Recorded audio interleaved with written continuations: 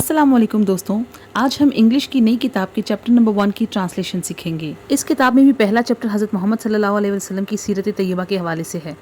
इस चैप्टर में total 13 paragraphs हैं और हम स्टेप बाय स्टेप तमाम पैराग्राफ्स की ट्रांसलेशन पढ़ेंगे। चलिए शुरू करते हैं पहले पैराग्राफ की रीडिंग। हज़रत मोहम्मद सल्लल्लाहु अलैहि वसल्लम इज़ द लास्ट रसूल ऑफ अल्लाह। हज़रत मोहम्मद सल्लल्लाहु अलैहि वसल्लम अल्लाह के आखिरी रसूल हैं।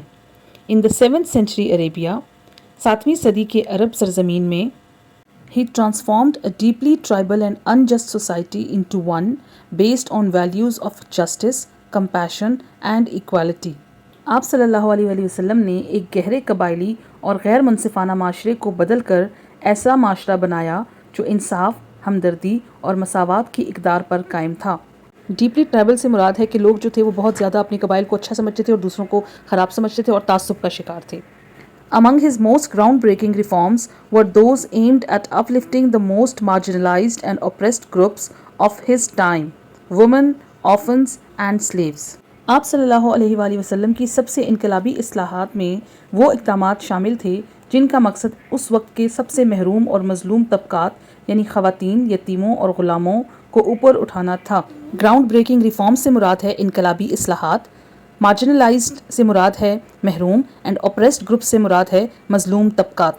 His teachings to reform the society are embedded in the Quran and his Sunnah, which continue to influence millions across the globe. आप सल्लल्लाहु अलैहि वसल्लम की तालीमात जो कुरान पाक में और आप सल्लल्लाहु अलैहि वसल्लम की सुन्नत में महफूज हैं, आज भी दुनिया भर के करोड़ों लोगों की ज़िंदगियों पर असरअंदाज हो रही हैं। रिफॉर्म द सोसाइटी से मुराद है माशरे की इस्लाह करना और एम्बेडेड का मतलब है अंदर नस्ब होना। अक्रॉस द ग्लोब का मतलब है पूरी दुनिया में। Before the advent of Islam, इस्लाम के ज़हूर से पहले, Arabian society was marked by a strong tribal structure, patriarchal norms and social inequality. अरब माशरा मजबूत कबायली निज़ाम, मर्दाना बालादस्ती यानी पिदरशाही निज़ाम और समाजी नाइंसाफ़ी से भरपूर था। Women were deprived of their basic human rights and even in some cases, newborn girls were buried alive. ख़वातीन को बुनियादी इंसानी हकूक़ से महरूम रखा जाता था और बाज़ सूरतों में नौमौलूद बच्चियों को ज़िंदा दफन कर दिया जाता था। Orphans were subject to exploitation and often left without care or protection. यतीमों का इस्तेहसाल किया जाता था और अक्सर इन्हें देखभाल या तहफ़्फ़ुज़ हासिल नहीं होता था। Slavery was widespread and slaves were considered subhumans with no rights or legal recognition. ग़ुलामी आम थी और ग़ुलामों को इंसान से कमतर समझा जाता था जिनके कोई हकूक़ या कानूनी हैसियत नहीं थी। In this environment, Hazrat Muhammad sallallahu alaihi wasallam introduced sweeping reforms based on the principles of human dignity, justice and mercy.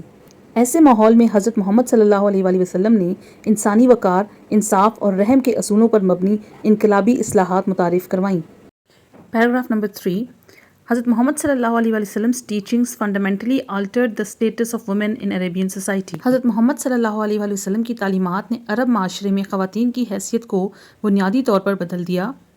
He emphasized the spiritual and moral equality of men and women as stated in the Quran. आप सल्लल्लाहु अलैहि वसल्लम ने मर्दों और औरतों की रूहानी और इखलाकी मसावात पर ज़ोर दिया, जैसा कि कुरान मजीद में बयान किया गया है। ऐ लोगों, बेशक हमने तुम्हें एक मर्द और एक औरत से पैदा किया और तुम्हें कौमों और कबीलों में तकसीम किया ताकि तुम एक दूसरे को पहचानो और बाहमी ताउन और ताल्लुकात कायम करो, न कि अपनी नस्ल या समाजी हैसियत पर फ़ख्र करो या दुश्मनी पैदा करो। बेशक अल्लाह के नज़दीक तुम में सबसे ज़्यादा इज़्ज़त वाला वो है जो सबसे ज़्यादा तकवा वाला है। बेशक अल्लाह सब कुछ जानने वाला बाखबर है। चलिए पैराग्राफ 4 की उर्दू ट्रांसलेशन करते हैं। आप सल्लल्लाहु अलैहि वसल्लम ने ख़वातीन को ऐसे कानूनी हकूक़ अता किए जो उस ज़माने में बहुत से माशरों में सुने भी नहीं गए थे। इस्लामी कानून के तहत ख़वातीन को दर्ज झैल बुनियादी इंसानी हकूक़ दिए गए। जायदाद रखने और विरासत हासिल करने का हक़।